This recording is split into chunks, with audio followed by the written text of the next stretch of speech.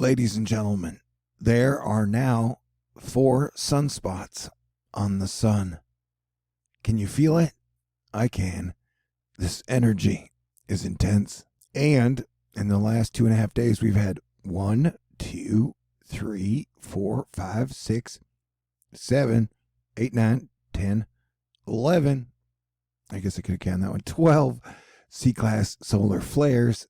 We've had a G1 solar storm, and we're waiting tomorrow. We're supposed to be hitting into face with a G2 solar storm from the solar tsunami.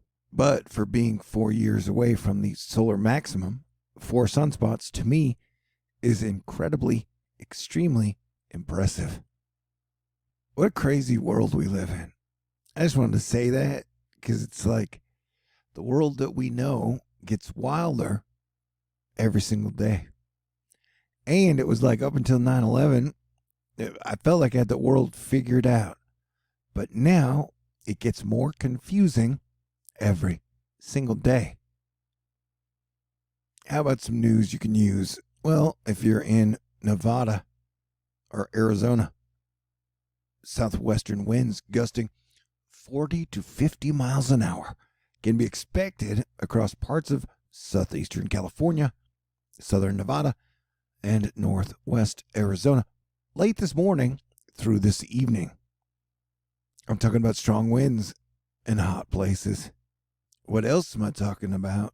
American volcanoes that are erupting right now.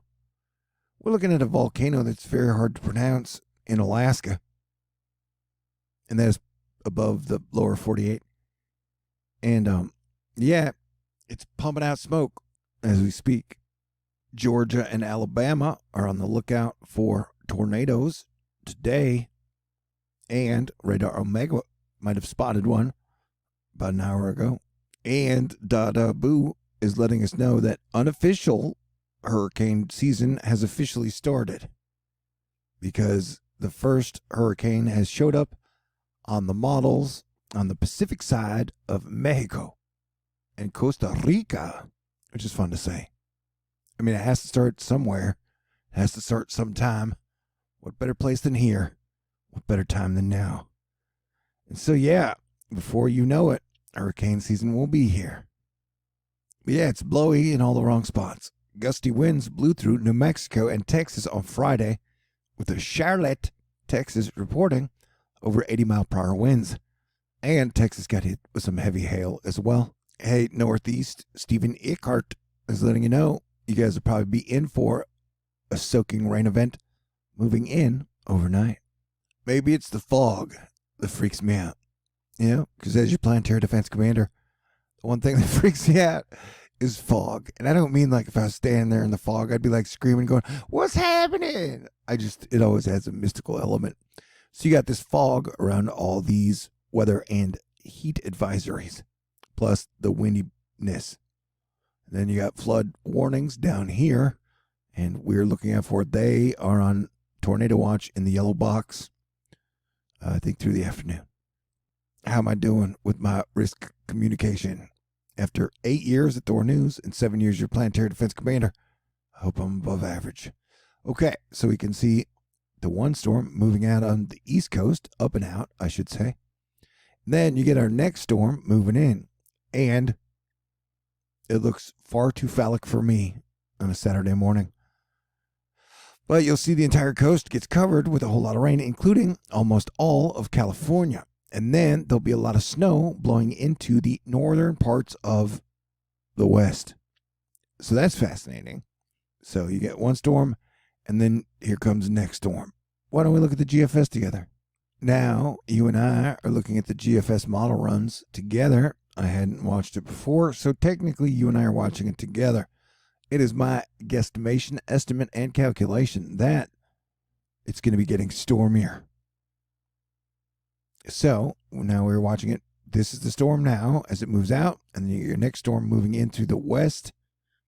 And it looks like the chunk of that recombines in the middle, pushes a lot of rain through the south and the middle USA again, and then ends in a big bad storm around the start of May. And then you get your next storm moving through. So it looks like, yeah, we're going to be getting quite a bit of May snow. So that's interesting, right? Yeah, the weather, man. Everything's weird. The solar system's changing. People are changing. Everyone's attitude stays the same, though. I guess we really need to improve our attitude as a collective. But I've been saying that for a while. It hasn't stuck yet. Maybe one of these days. But yeah, these spots over the next 7 days will probably be getting a lot of heavy rain. And so you have flood threats throughout Missouri and Arkansas and even into Oklahoma and parts of Georgia and this state. If that's Alabama or Mississippi, for some reason, I can never remember. Okay. Yeah, it's a heavy chunk of rain that is moving through the southeast, and it will have some hail and strong wind components. Tornadoes are definitely possible. Mike's weather page still watching for that line making its way through the Florida Peninsula tomorrow, which would be Sunday. Might make some drops into South Florida later this afternoon before a slow fizzle. And in a sure sign that Mars has moved into Cancer, Selena Gomez has dyed her hair blonde. And, you know, I've sort of bumped into her once, twice, 3 times, 4 times. And never talked to her, though. But, man, she's beautiful and has a pretty incredible aurora. Aurora. There's this thing, Mercury, and there's the other thing, Venus.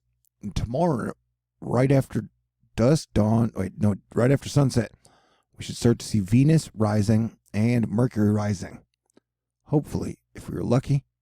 And this should bring us some good luck on top of the negative or very intense Scorpio full moon energy coming on the 26th and the 27th. This is definitely something to watch out for. Venus has been in the underworld for a couple months now. So I miss her. I miss her so much. And so to celebrate my 7 years as your planetary defense commander, I ate a whole lot of cheese and I didn't exercise much. But I tried last night to go for a walk. And during that time, I saw some pretty incredible spider lightning happening over where I was. So thank you, God, for that super sky show.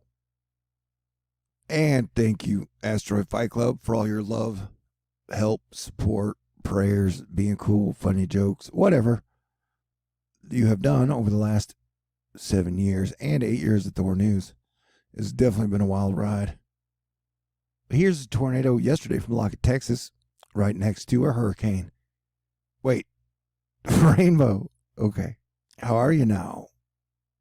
The energy's pretty intense, but I'm hanging in there and surviving, you know. Yeah, it was super lightningy in South Texas last night. I mean, I'm up here, and then I could see all this in the sky. It was neat. So yeah, let's keep on keeping on. Rumor has it the energy is going to be intense through Tuesday.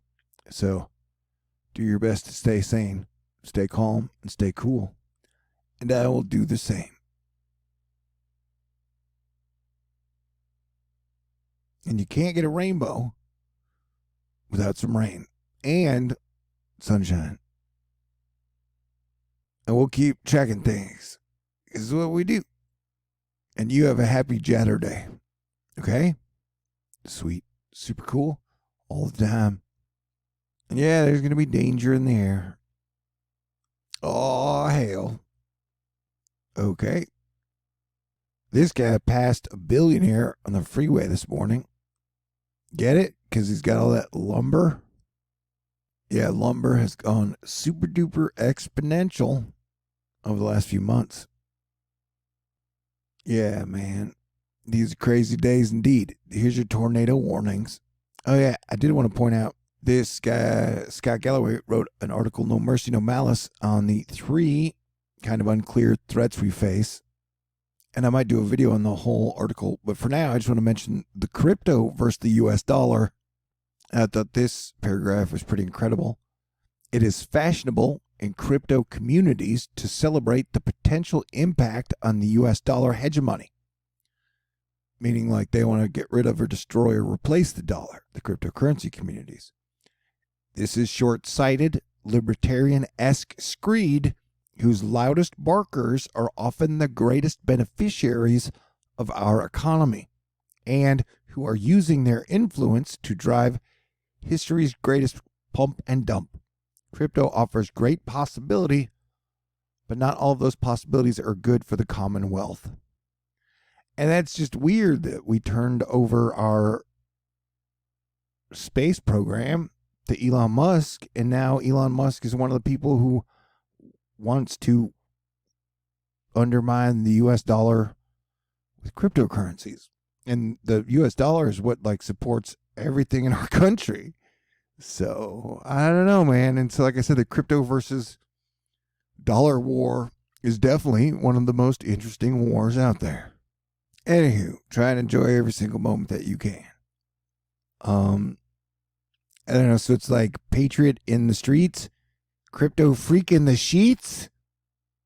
Not me. I was trying to say something, but I guess it came out funny. All right. God bless everyone. Stay cool, and I'll talk to you in the future. Probably. Okay. Saturn has a 29-year orbit, and Selena turns 29 2 months. So she'll be having her Saturn return. Hey, I'll be there if you need me. All right. God bless everyone. Stay cool. Have a great weekend. And yeah, watch out. The full moon energy Monday, Tuesday is going to be weird. Will we see our currency, crypto, stock market crash? Maybe, dude. Definitely maybe.